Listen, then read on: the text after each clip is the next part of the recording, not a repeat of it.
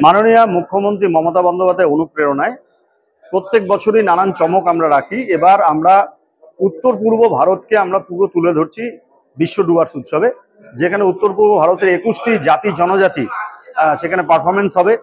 আপনারা জানেন যে ডুয়ার্সে যেমন আদিবাসী ভাই বোন, নেপালি ভাই বোন, বাঙালি ভাই বোন, রাজবংশী ভাই বোন, সেখানে রাভা, কোচ, মেচ, রাভা, ধীরু, ধিমাল, টোটো, বড়ো জাতি জনজাতির বসবাস। এই জাতি জনজাতিদেরকে তুলে ধরা, পাশাপাশি সেখান থেকে শিল্পী তুলে নিয়ে আসা, নাট্য ব্যক্তিত্ব তুলে নিয়ে আসা, নাট্যকার তুলে নিয়ে আসা, খেলোয়াড় তুলে নিয়ে আসা, এটা আমাদের ডুয়ার্সের একটা বড় টার্গেট থাকে।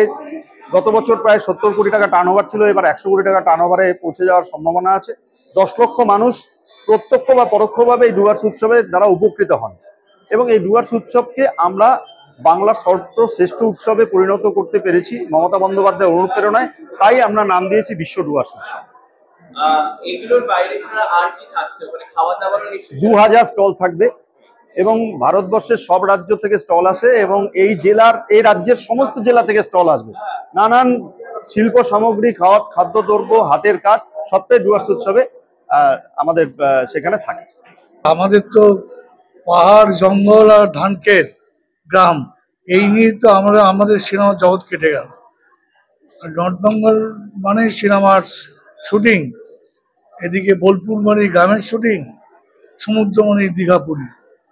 তো ডুয়ার্স সবাই প্রিয়, বাঙালির প্রিয়, পৃথিবীর মানুষ ডুয়ার্সকে ভালোবাসে। কেউ নেই যে ডুয়ার্স পছন্দ করে না, এমন কোনো মানুষ নেই।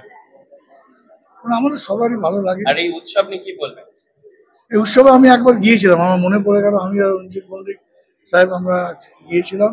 অসাধারণ উৎসব হয়েছিল এবং এই উৎসবটা হোক যাতে বন সংরক্ষণ মানে গাছপালা বাঁচানো, প্রাণীদের বাঁচিয়ে রাখা, এই যে উদ্যোগ নিয়েছে ডুয়ার্সে, এই উদ্যোগটা বড়, খুব বড়, এটা সার্থক হোক, এটা আমি চাই।